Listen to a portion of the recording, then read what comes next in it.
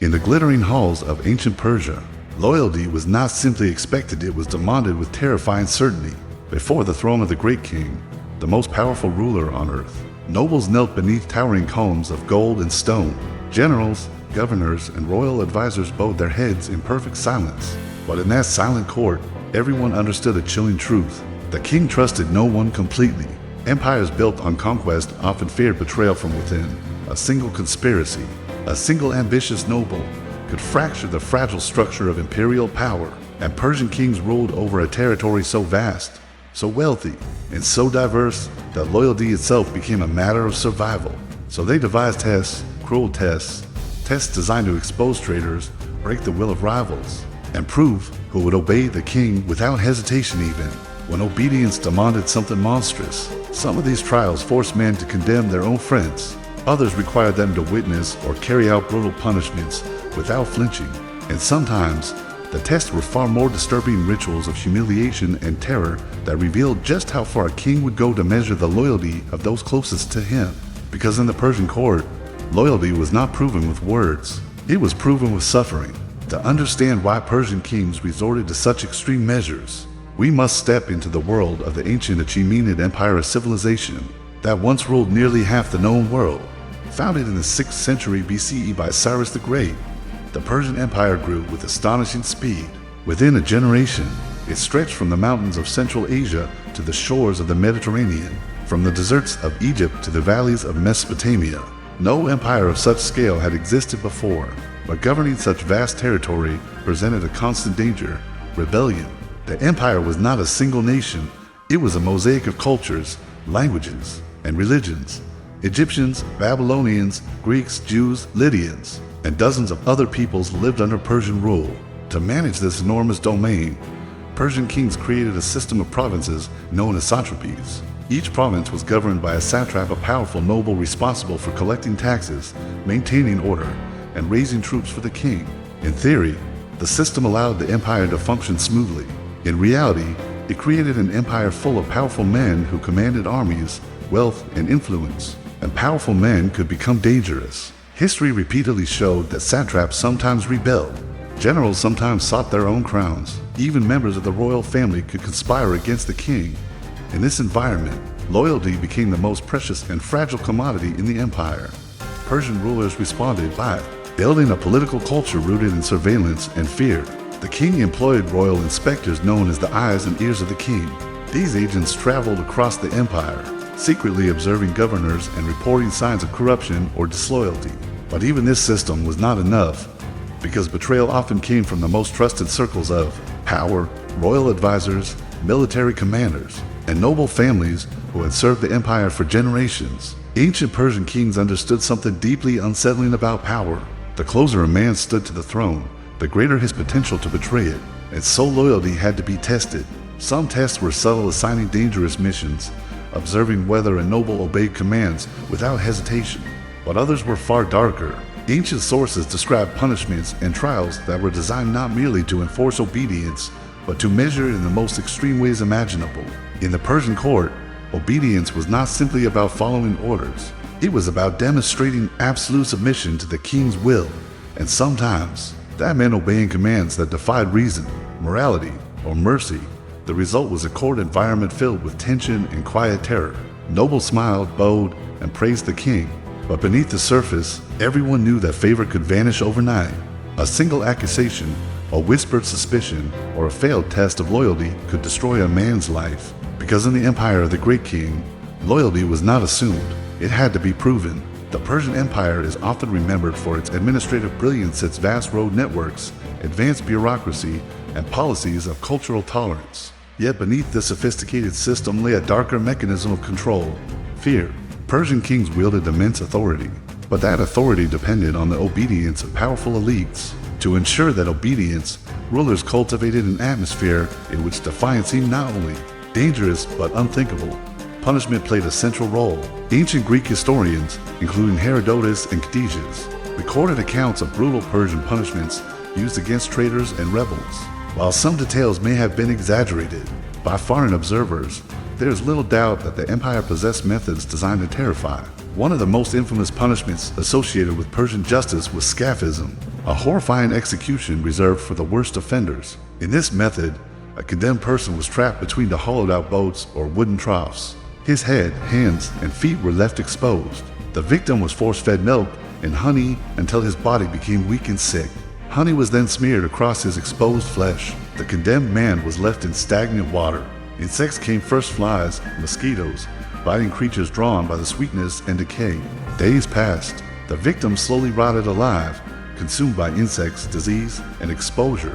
Whether used frequently or rarely, the mere existence of such punishments carried enormous psychological power for nobles and officials in the Persian court. These stories served as warnings.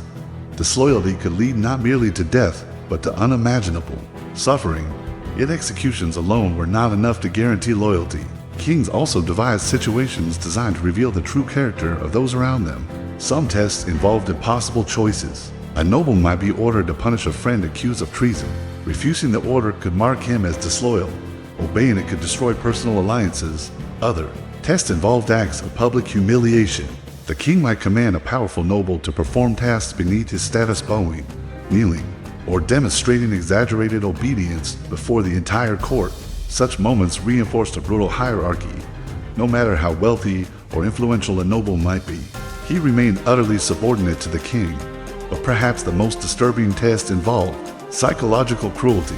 Some rulers issued orders so shocking that their only purpose seemed to be measuring how far obedience could be pushed. If a man obeyed without hesitation, he proved his loyalty. If he hesitated, questioned, or protested, suspicion followed. This system created a court culture in which survival depended on absolute submission. A few stories illustrate that system more vividly than the brutal test carried out by one of Persia's most infamous kings. The story comes from the reign of King Cambyses II, the volatile son of Cyrus the Great. Cambyses inherited an empire of staggering size and wealth, but ancient sources portray him as deeply paranoid about loyalty within his court. According to the Greek historian Herodotus, Cambyses once decided to test the loyalty of a trusted royal judge. The judge's name was Sisms. As a royal official, Sisms held immense authority. He presided over legal disputes and helped maintain justice within the empire. But Cambyses came to believe, or claimed to believe, that Sisms had accepted a bribe while judging the case. Corruption in the Persian court was not uncommon, but Cambyses did not simply punish the judge quietly. Instead, he turned the accusation into a terrifying spectacle.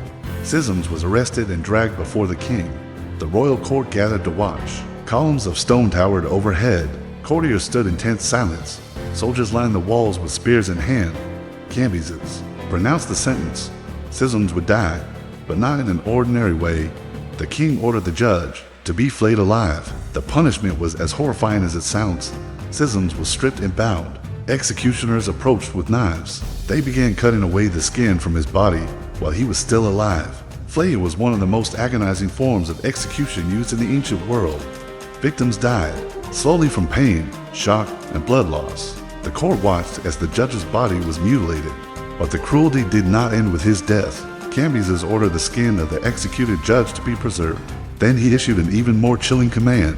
The throne upon which the next judge would sit was to be covered with the skin of Sisms, and the new judge would be none other than the victim's own son Otanes. When Otanes entered the court to assume his father's position, he did so knowing exactly what lay beneath him.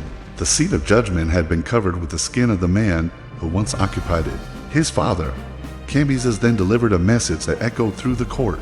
Every decision Otanes made would be judged under the silent reminder of what happened to those who betrayed the king's trust. The story spread quickly through the empire. Whether every detail recorded by Herodotus is perfectly accurate is impossible to know.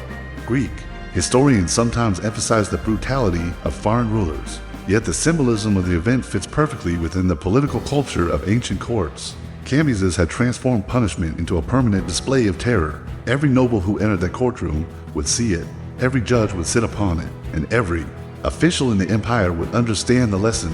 Loyalty to the king was not optional. It was enforced through spectacle, fear, and the constant reminder that power could destroy anyone no matter how high their rank. But perhaps the most disturbing element of the story lies in the psychological cruelty inflicted on Otanes. Imagine sitting in judgment every day on a throne made from your father's skin. Every ruling, every decision, carried out under the silent weight of that horrific reminder. He had created a living symbol of obedience. The story of schisms became one of the most famous examples of royal justice in the ancient world. It was read by Greek historians, repeated in later writings, and even depicted in medieval European art centuries later.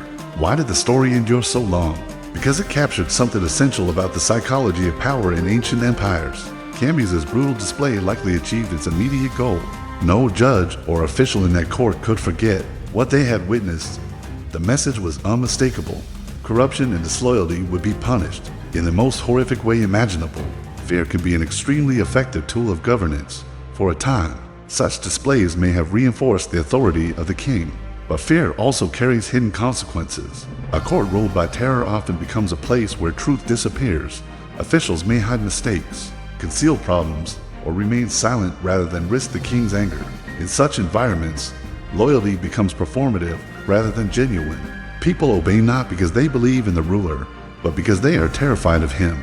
This dynamic can weaken an empire. Over time, while the Persian Empire continued to thrive for generations after Cambyses, internal struggles, rebellions, and court intrigues remained constant threats. Later kings, including Darius I, attempted to stabilize the empire through stronger administration and clearer laws. Yet the reputation of Persian royal power, both magnificent and terrifying, remained deeply embedded in historical memory. Stories like the flaying of schisms helped shape that reputation. They revealed an empire where justice could be swift, brutal, and unforgettable. The Persian Empire was one of the greatest civilizations of the ancient world. It built roads that connected continents, created systems of governance that influenced future empires, and ruled over millions of people from diverse cultures. Yet behind that grandeur lay darker realities. Empires built on absolute power often rely on fear to maintain order. Kings demand loyalty, but loyalty born from terror carries a terrible cost. The story of schisms is not simply about one man's punishment. It is about the way power transforms justice into spectacle. It is about rulers who believed obedience could be carved into the minds of their subjects through suffering. And it is about the silent witnesses, the nobles, judges, and officials who watched such events unfold, knowing that one day the same fate could fall upon them. History is filled with monuments to power, palaces, armies, and conquered lands. But sometimes the most revealing monuments are the darker ones. A throne covered in human skin, a seat of judgment built from cruelty, a reminder that behind the glory of ancient empires stood a simple truth. Power, when left unchecked, can demand loyalty in the cruelest ways imaginable.